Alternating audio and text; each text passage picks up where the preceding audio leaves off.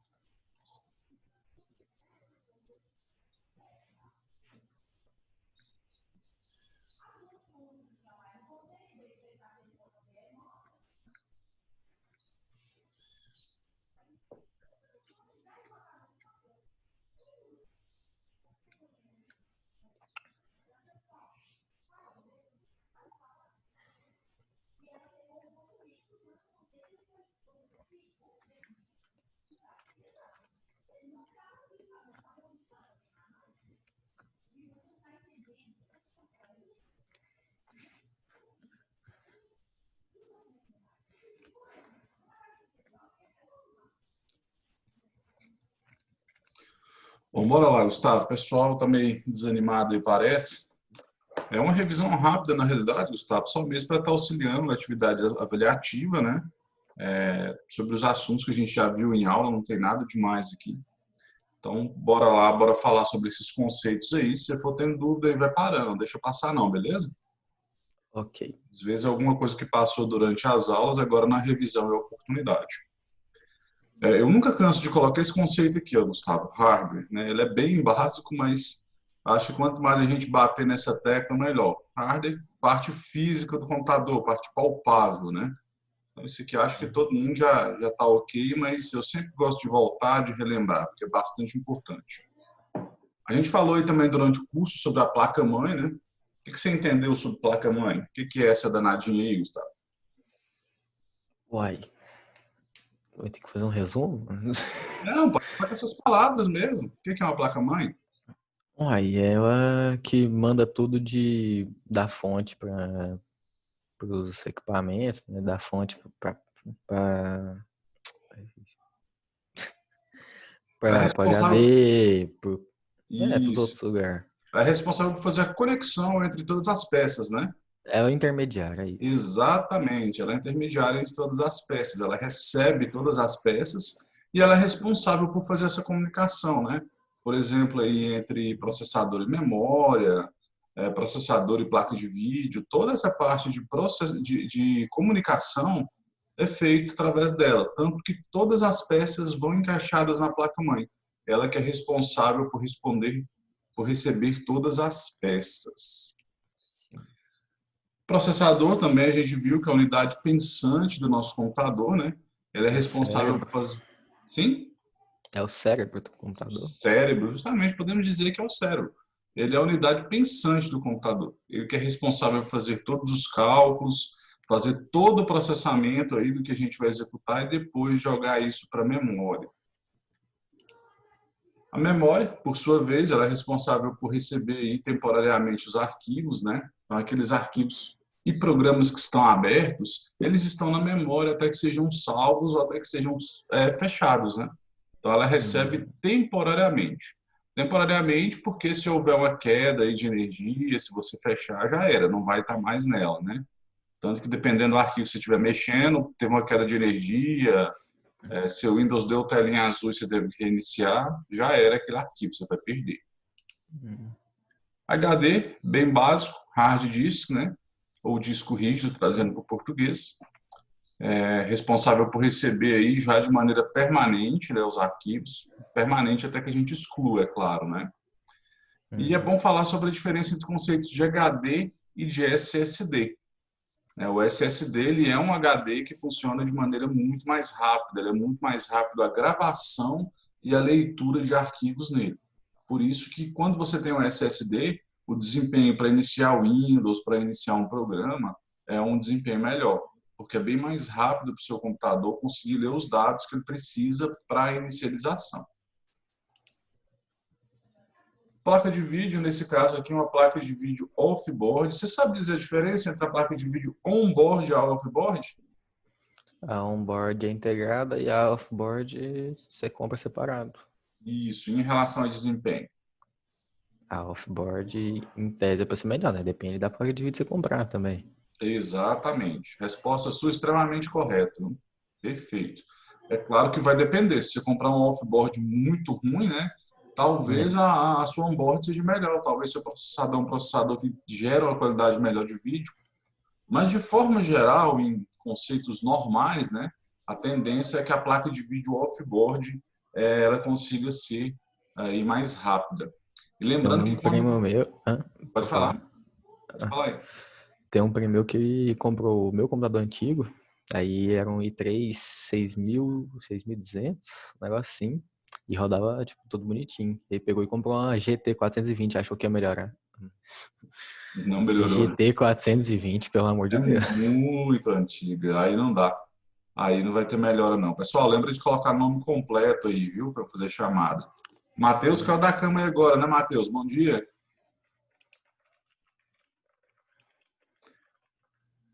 A caladinha, não deu conta de ouvir ainda não. Ou não passou o áudio para mim. Vamos lá. Então, o que acontece também em relação ao processador quando a gente tem uma placa de vídeo off-board? O meu processador ele para de ter responsabilidade de gerar vídeo, né? Então, ele acaba tendo um desempenho melhor. Aquela parte que era reservada para vídeo, agora ela vai ficar para que o processador utilize no processamento dos dados, no processamento de programas, etc. Então, você vai acabar melhorando o desempenho em relação a isso. Porém, como você falou, se for uma placa de vídeo muito ruim, você vai piorar o desempenho de vídeo. Então, isso tem que ser avaliado. Outro conceito que a gente comentou e que é bastante importante é esse aqui, ó. O conceito de corrente alternada. Corrente alternada é o quê? Coloquei aqui um resumo bem básico, né? É que é aquela corrente que chega transmitida positiva em alguns momentos e em alguns momentos ela passa para alternada. Ela passa para negativa, desculpa. Ela alterna sempre. Ora positivo, ora negativo. E esse gráfico aqui ilustra muito bem isso. Ó. Aqui nesse caso começou como negativo, positivo, baixou para negativo de novo, positivo. Então a alternada, ela alterna, literalmente alterna. É por isso que quando a gente vai colocar na tomada aí os equipamentos, não faz diferença você colocar o plug de cabeça para cima, você virar, né, de cabeça para baixo, a não ser esses padrões mais novos que já vem que ele tem sido pin, ele não te permite colocar de cabeça para baixo. Ficou clara essa questão para vocês de corrente alternada? Sim. E a corrente contínua, o que ela é? É uma corrente contínua, que não alterna. E não alterna, justamente. É bem básico, né? O próprio nome já meio que te dá a resposta, né? Então, ela é uma corrente contínua quando não altera seu sentido, ou seja, é sempre positivo ou sempre negativo. A energia normal, geralmente, então, ela vem para o nosso computador, ela chega como alternada até a fonte. A fonte Uhum. vai converter, né, a fonte de alimentação, essa energia em corrente contínua e vai mandar para os componentes. Aí sim, ali não pode haver troca de local de encaixe, não. Tanto que os cabinhos eles já vêm por padrão, já vêm as cores para a gente saber a corrente que passa, né? A gente tem aí cabos laranja, amarelo, cada um com a sua tensão. E já o negativo, esse vai ser sempre negativo. Ele vem nas cores preta, né? Ele vem no preto ali na nossa fonte de alimentação.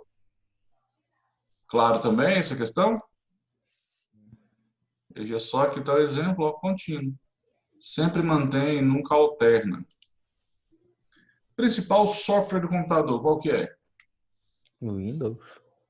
Não, gente, o Windows não, hein? Você não assistiu É, a aula, não? Ó, tô achando que você faltou nessa aula, hein? O principal software do mas, computador não é o Windows, é o software da BIOS, né? mas aí Ah, é a mesma coisa. não, de maneira alguma. Uma é consequência do outro, no caso. O Windows ele é um sistema operacional que você instala, ele não vem no seu computador por padrão. A BIOS, né, ela já vem com software por padrão já. Então, se você pegar um computador agora, esse computador aqui ele queimou o HD, ou seja, você não tem sistema operacional nenhum, correto? Mas o software da BIOS você tem, ele está ali, você consegue entrar ali no setup e verificar as configurações, né? Que é aquele softwarezinho, deixa eu mostrar para vocês aqui a imagem.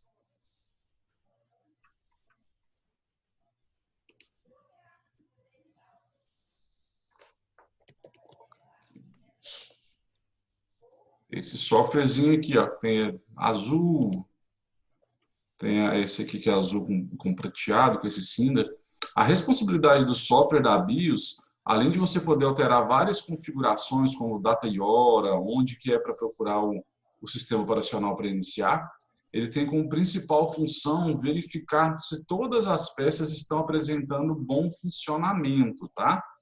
E somente Senão, depois nem dessa passa. verificação, que estiver tudo funcionando da maneira correta, né, ele verificar que está tudo ok, que ele vai liberar o boot, ou seja, ele vai liberar a inicialização do sistema operacional. Então, o software da BIOS ele não é sistema operacional e o sistema operacional não é o principal do computador. É o software da BIOS que é o principal. Um computador ele funciona sem sistema operacional. Você consegue entrar na BIOS, né? Você consegue iniciar a BIOS sem sistema operacional, mas você não consegue o inverso, iniciar um sistema operacional se não existir uma BIOS.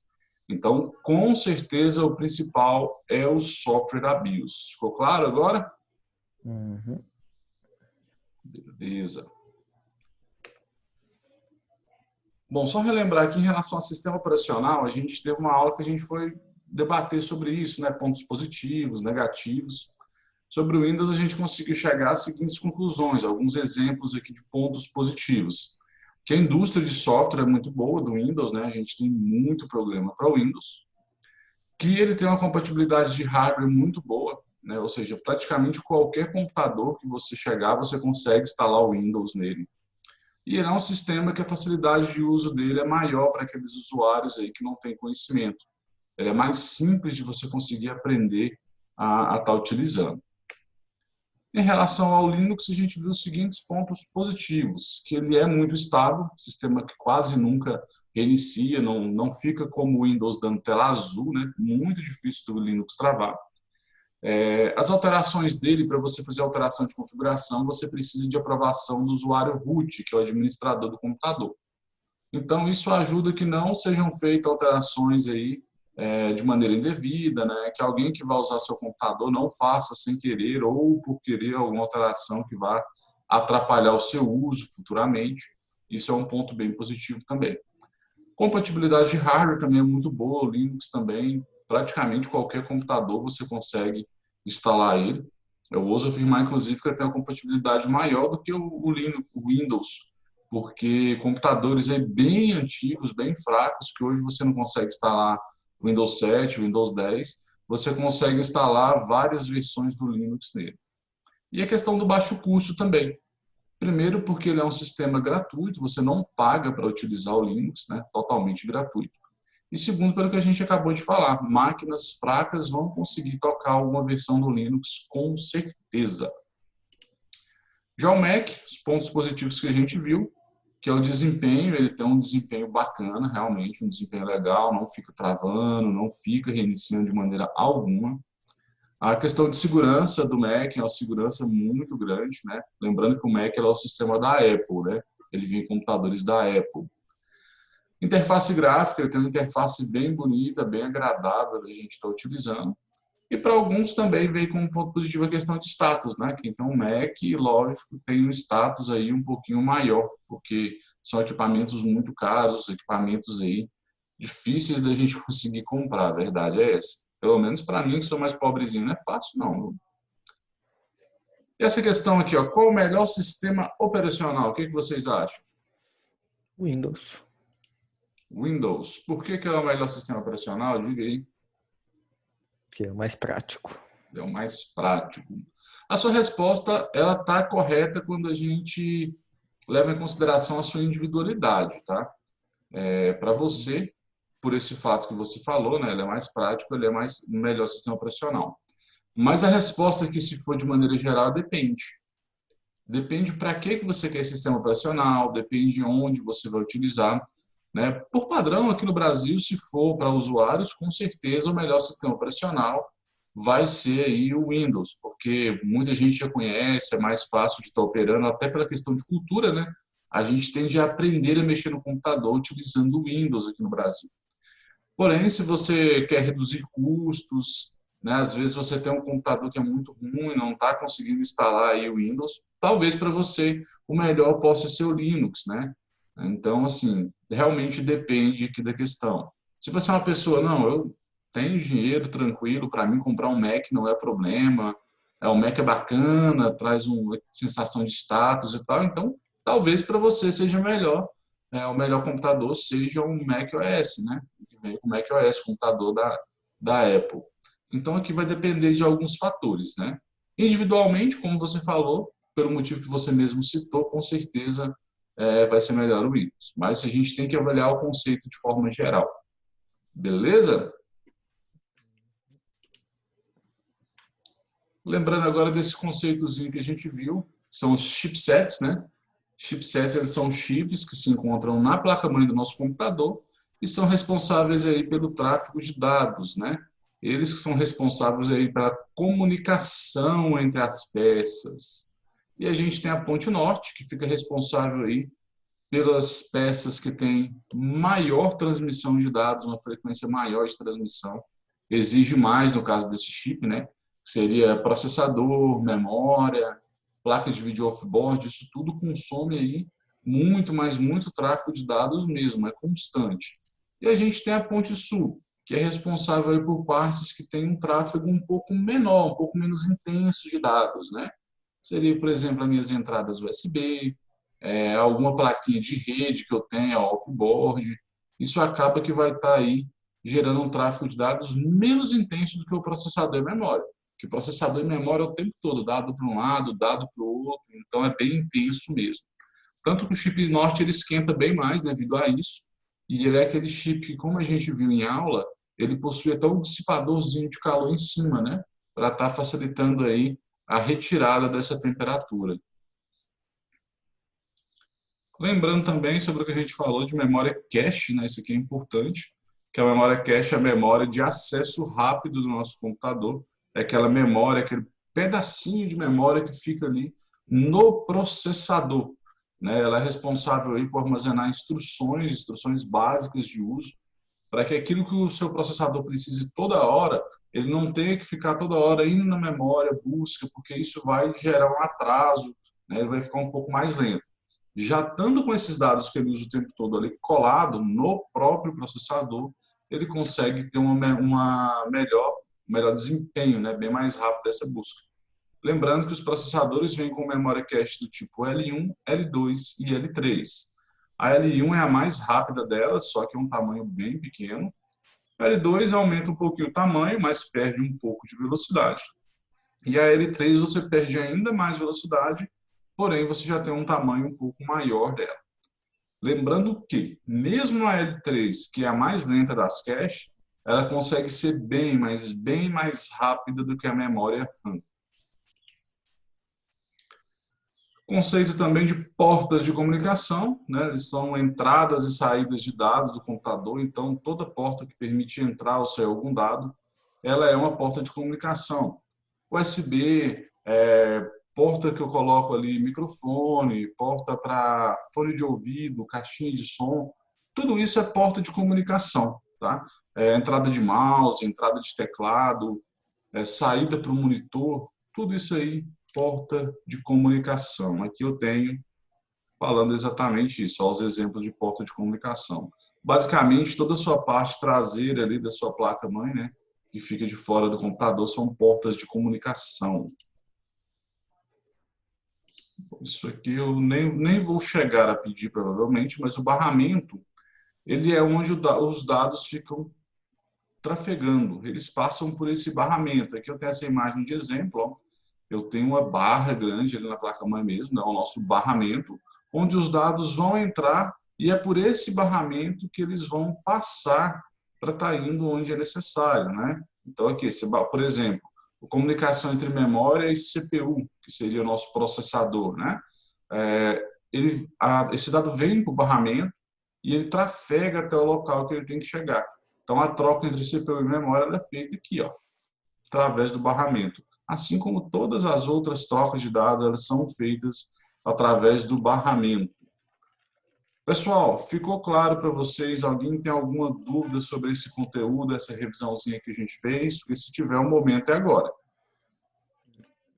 Para mim ficou bem tranquilo. Ó, o Matheus deu as caras aí, resolveu aparecer, Matheus. Tava caladinho aí.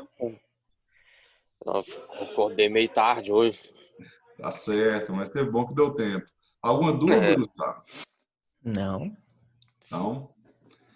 Vou fazer o seguinte, então, vou encerrar aqui a nossa parte ao vivo, era uma pequena revisão mesmo para estar ajudando, né? E vocês vão me dar aí no máximo 5 minutos para eu estar disponibilizando a atividade. Quando eu fecho aqui, para até salvar esse vídeo aqui, o computador fica um pouco lento, tá? E eu já lanço a atividade pontuada para vocês. Qualquer dúvida que vocês tiverem, é só me chamar no grupo do WhatsApp, que a gente tira essa dúvida, eu estou à disposição de vocês, tudo bom? Tudo bem, beleza. Ok, então ótima atividade para vocês, um ótimo fim de semana. Semana que vem estamos firmes aí, continuando a nossa matéria, beleza? Beleza. Até mais, gente. Falou. Falou.